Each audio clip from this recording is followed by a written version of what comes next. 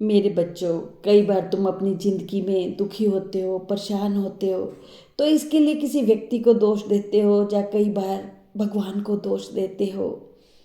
कुदरत के फैसले पर कभी भी शक मत करना। अगर सज़ा मिल रही है तो गुनाह भी हुआ होगा।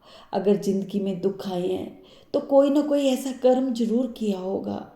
कर्म का थप्पड़ इतना भारी और भयंकर होता है कि कोई भी इससे नहीं बच सकता। और कर्म बिना पूछे और बिना बताए ही दस्तक देता है, क्योंकि वो चेहरा और पता दोनों ही याद रखता है।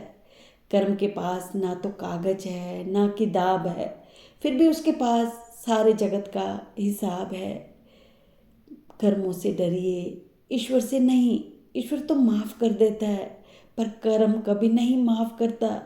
कई बार तुम मोह में आकर पाप कर्म करते हो और सोचते हो कि ये तो हमने अपने परिजन या घनिष्ठ मित्र के लिए किया है।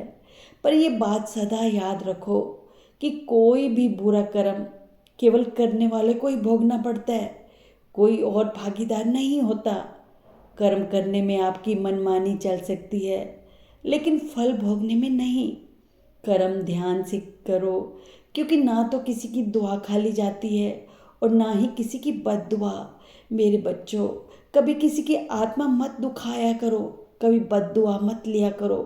बद्दुआ से जिंदगी बहुत परेशान हो जाती है, जिंदगी में बहुत दुख आते हैं।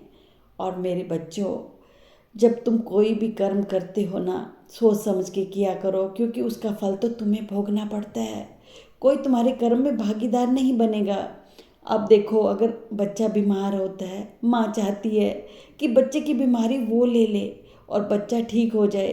पर नहीं, अगर बच्चे के कर्म में बीमार होना लिखा है तो वो होगा। माँ उसका दुख नहीं ले पाएगी।